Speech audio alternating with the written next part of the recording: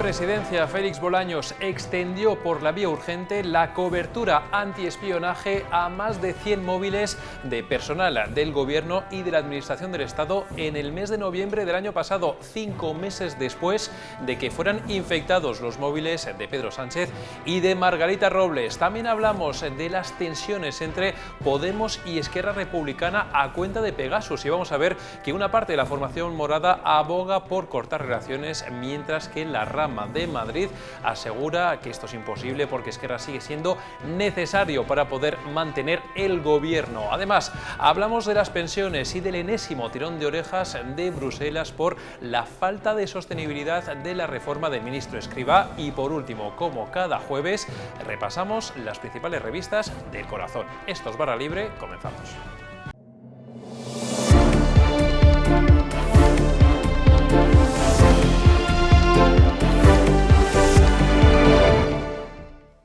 Y comenzamos ya esta edición de Barra Libre con esta información que pueden leer en Voz Populi. En noviembre del año pasado, 5 meses después de que fueran infectados los teléfonos móviles de Pedro Sánchez y de Margarita Robles por Pegasus, el Ministerio de Presidencia de Félix Bolaños amplió la cobertura contra espionaje a decenas de teléfonos móviles de altos cargos y de miembros del Gobierno y de las administraciones del Estado. Esta es la información de nuestro compañero Marcos Sierra. Félix Bolaños, ministro de la Presidencia, incrementó en 115 el número de licencias del software Comsec para proteger las comunicaciones de otros tantos móviles el año pasado. Lo hizo concretamente 7 meses después de que el presidente del Gobierno, Pedro Sánchez, y la ministra de Defensa, Margarita Robles, fueran espiados a través del programa israelí denominado Pegasus. El contrato se adjudicó a la multinacional española Indra, que es quien ha creado Comsec. La labor de esta aplicación es encriptar las comunicaciones de los teléfonos móviles para protegerlas lo máximo posible. Las 115 licencias del programa se suman a las 185 ya existentes, lo que supone un total de 300 licencias y, por tanto, también dispositivos protegidos con esta aplicación. Este contrato pone de relieve que el Ministerio de la Presidencia era también parte responsable de la seguridad de los dispositivos móviles y no solo el CNI, a quien señalan casi todas las miradas.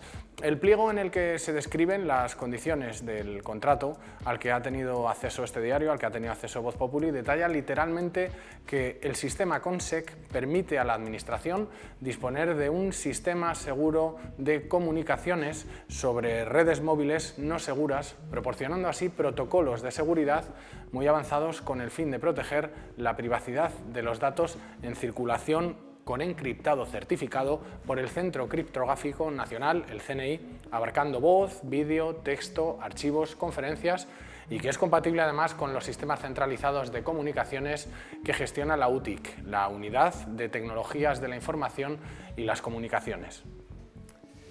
Y lo cierto es que el caso del espionaje, el escándalo del espionaje, ha puesto el foco, por no decir la diana, en varios políticos, además de en la directora del Centro Nacional de Inteligencia. Se ha puesto, por ejemplo, en el ministro de Presidencia, lo estaba comentando nuestro compañero Marcos, en Félix Bolaños, y también en Margarita Robles, de la que hablaremos en un momento con nuestro compañero, con Javier Portillo. ¿Qué tal, Javier? ¿Cómo estás? ¿Qué tal, Alberto?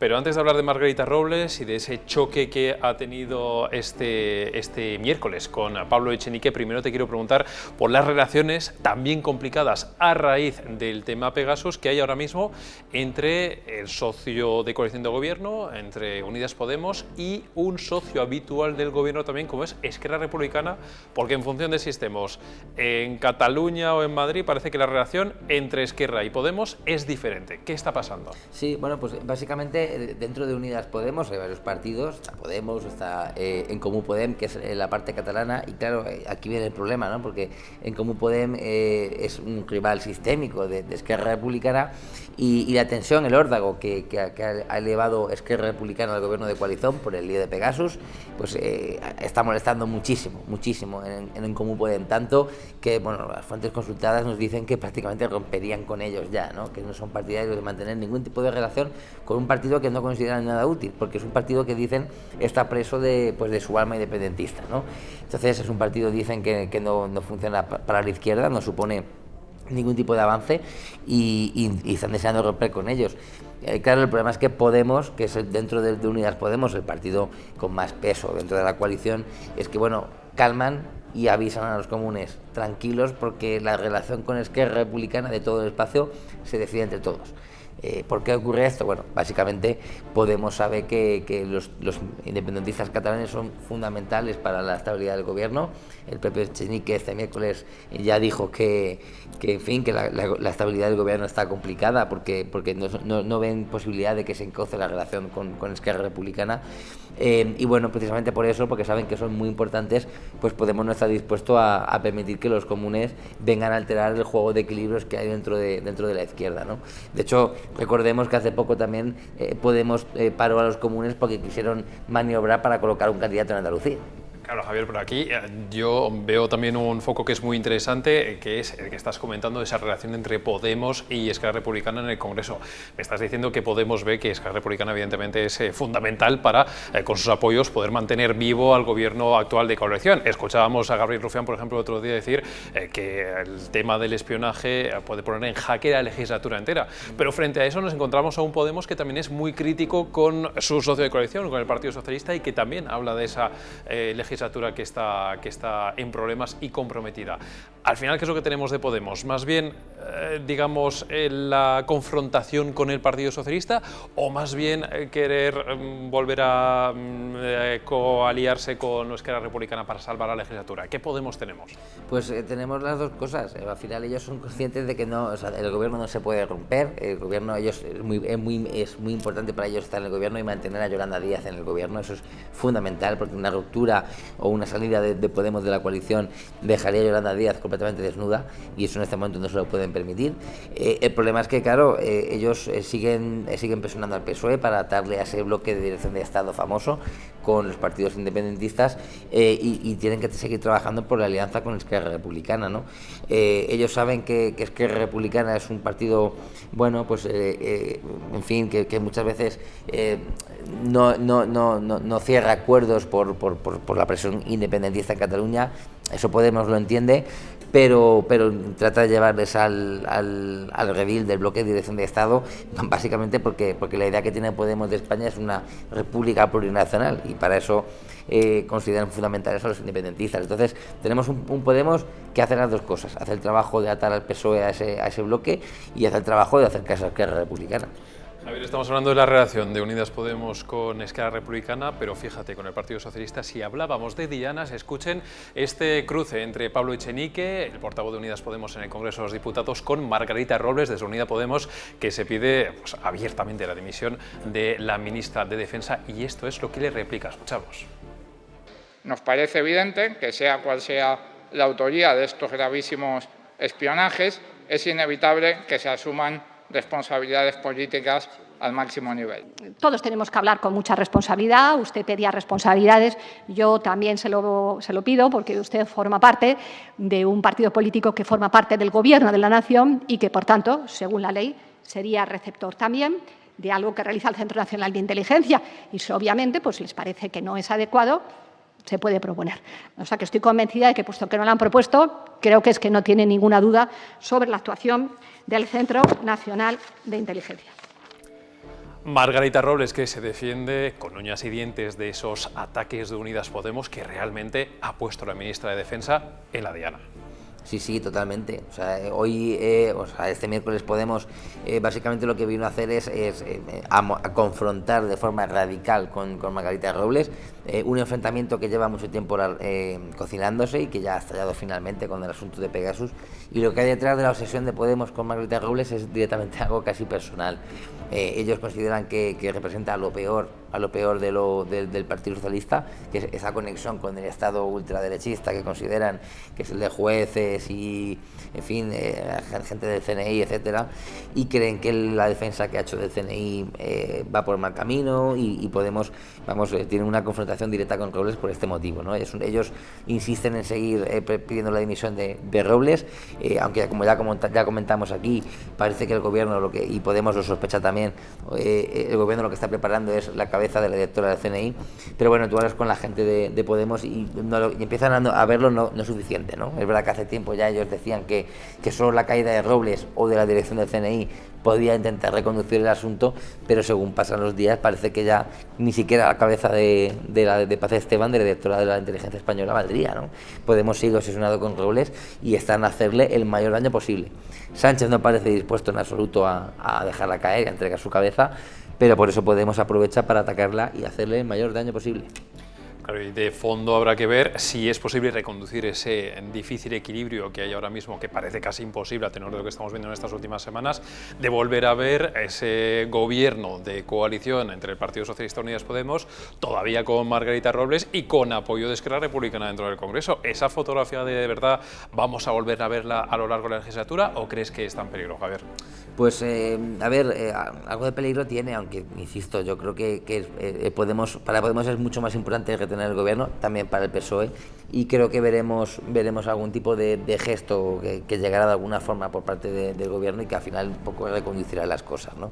Pero la situación está muy tensa, de verdad. Yo hacía tiempo que no había una situación tan complicada con la Esquerra Republicana, hasta el punto de que, bueno, lo que pasó con la reforma laboral, que votaron en contra abiertamente, yo creo que se va a repetir en decretos todavía más importantes de lo que queda de legislatura, ¿no? Es la forma que tiene Esquerra de ponerse serio y de decir a los suyos, a ese alma independentista que pesa tanto en Esquerra Republicana, ojo que no nos vendemos a los españoles.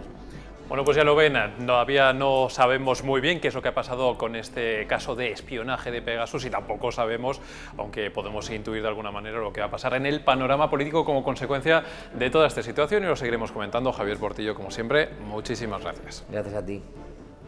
Pegasus y el espionaje, que sin duda es el gran problema del gobierno en este momento, y otro gran problema, en este caso recurrente, no solo para el gobierno de ahora, sino en general para la economía española, es el de las pensiones y el de esa reforma que tendremos que ver qué pasa con ella, porque de momento lo que está claro es que ese sistema escriba desde Bruselas, que es quien nos tiene que dar el dinero de los fondos europeos a cambio de reformas, pues desde luego no se percibe como sostenible. Mercedes Serrayer, ¿qué tal? ¿Cómo estás? Hola, ¿qué tal? Y por eso se nos da un enésimo tirón de orejas, porque de momento hay una reforma de las pensiones que no se ve con buenos ojos desde la capital comunitaria y por eso se nos piden más esfuerzos de cara al futuro.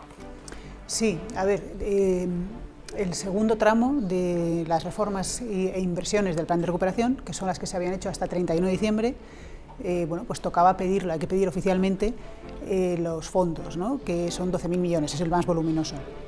Entonces el gobierno estaba con una negociación muy intensa, la cosa se retrasaba precisamente por la reforma de las pensiones, porque es la laboral y la de las pensiones las fundamentales. La laboral más o menos se ve bien, pero la de las pensiones no, por su sostenibilidad. O sea, la cuestión es que bueno, se aceptó más o menos que se ligaran al IPC, pero claro, eso tiene que ir acompañado de un mecanismo que haga que sea sostenible y no es el caso.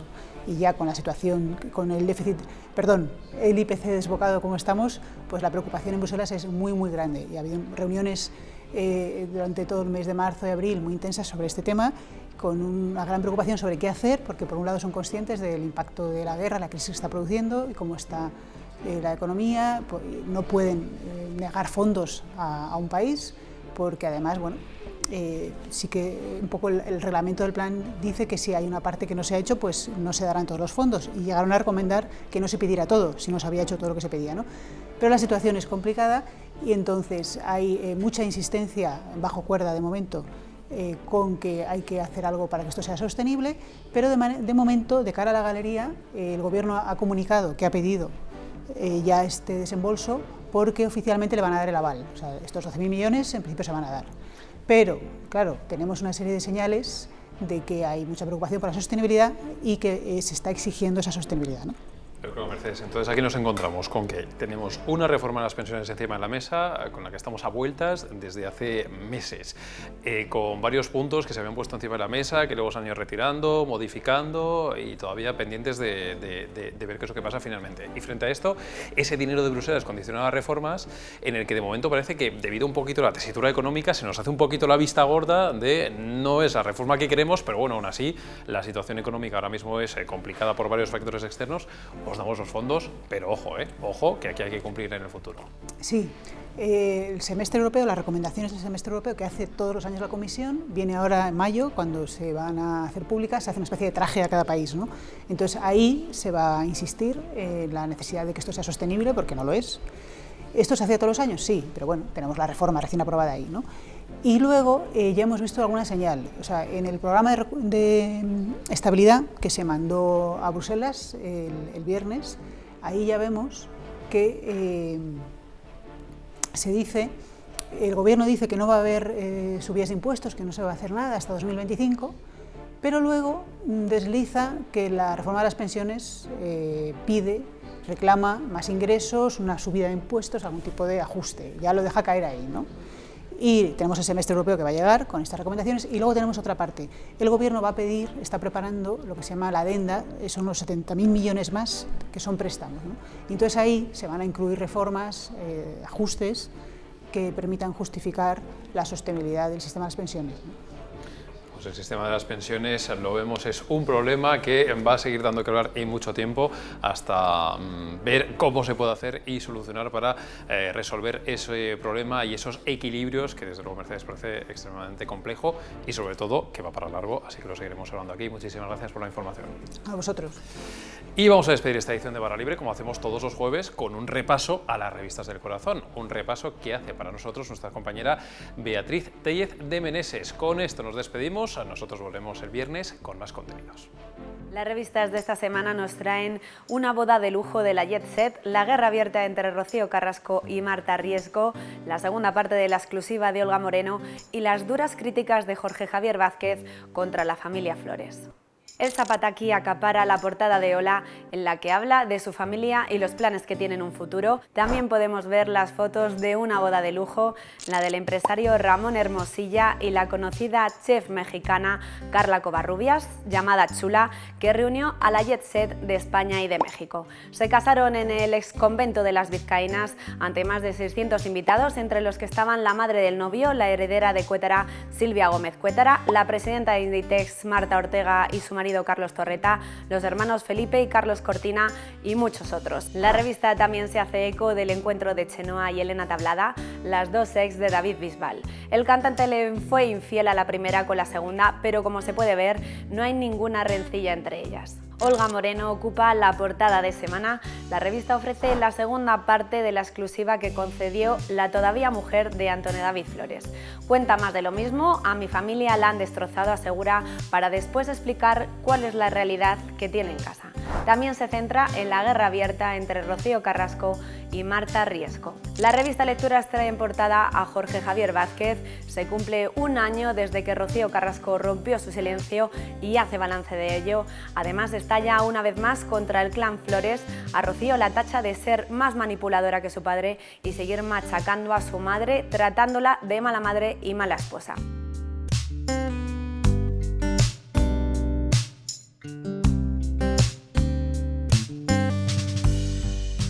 A Olga Moreno la acusa de ser cómplice en la destrucción de Rocío Carrasco.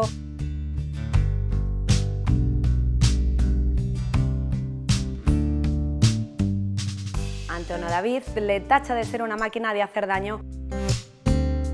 Y a Marta Riesco dice que ha encontrado en Antonio David la horma de sus zapatos. También se hace eco de las declaraciones de Rocíito contra Marta Riesco.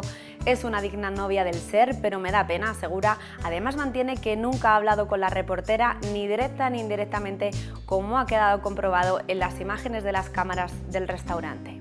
Pilar Eyre habla en su blog de lecturas de la relación distante que impera, según ella, entre la reina Sofía y su hija, la infanta Cristina.